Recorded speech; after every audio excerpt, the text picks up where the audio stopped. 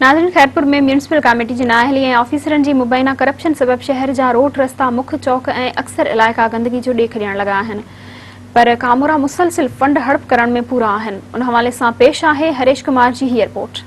सिंध जे अॻूणे वॾे वज़ीर सैयद क़ाइम अली शाह ऐं पीपल्स पार्टी जी मरकज़ी अॻुवाण MNA डॉक्टर नफ़ीसा शाह जिलानी जे अबाणे शहर खैरपुर खे नाअहल administrator Khairpur municipal committee Safdar Mirani ऐं उन जे कारंदनि खंडरात में तब्दील करे छॾियो आहे। खैरपुर शहर इंतज़ामी नाअहली ऐं करप्शन जे करे खंडरात में तब्दील थी वियो आहे। म्यूनिसिपल कमेटी खैरपुर में करोड़नि रुपयनि जी माहवार बजट हुजण जे बावजूदि शहर में का बि बहितरी न अची सघी आहे। सफ़ाई सुथराई न थियण जे करे मेन शाही बाज़ार, छत्री चौक, सिविक सेंटर ऐं ॿिया मुख्य अवामी अच वञ जा मर्कज़ गंदगी जे वर चढ़ियल आहिनि। गटरनि जो गंदो पाणी अक्सर बाज़ारनि में तालाब जियां बीहजी वञे पियो, जंहिंजे करे शहरनि खे अचण वञण में सख़्तु मुश्किलातूं पेश अची रहियूं आहिनि। महीने में हिकु भेरो नालनि जी सफ़ाई सुथराई कई पई वञे, पर नालनि जो गंदो पाणी 3 खां 4 ॾींहं बाज़ारनि में पियल हुजण करे शहरनि सख़्तु परेशानी वारी सूरत हाल में मुब्तला थी चुका आहिनि। खैरपुर शहर में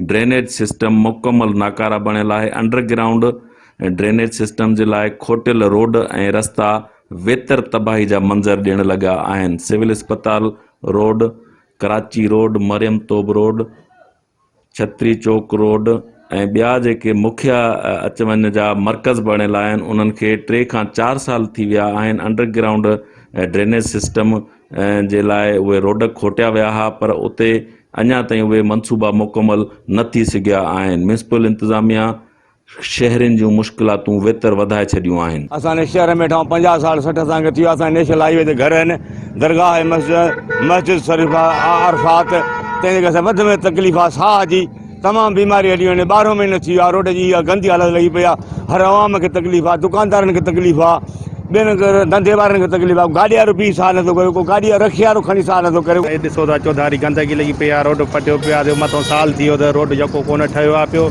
साम्हूं मस्जिद आहे, अचण वञण जी तकलीफ़ आहे। हिते हिन ते केॾी महिल गंदो पाणी हलियो थो अचे, नाला बंदि लॻा पिया आहिनि, सफ़ाई आहे कोन।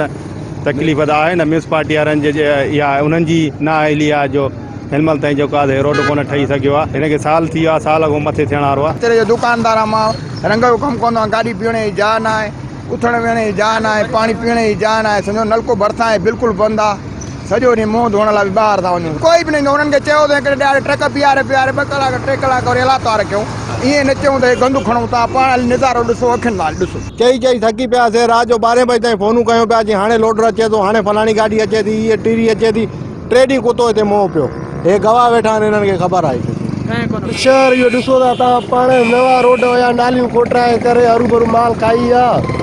ठेकेदारनि जा पेट भरजनि नथा। कचरा ॾिसो था, असांजे शोरूम जो हाल आहे पहिरियों रक्षाउनि जो, हिन मार्केट में को अचे न पियो। दुकानदार धूड़ धक्का मिटी हिन करे को अचे ई न पियो। असां आख़िर उहा पुराणियूं गाॾियूं करे कबाड़ था कयूं। नवां रोड हुया, नवां रोडनि खे पटे करे ठेकेदारनि जा खाइनि काॾो, नवां रोड पटींदा त खाईंदा नी।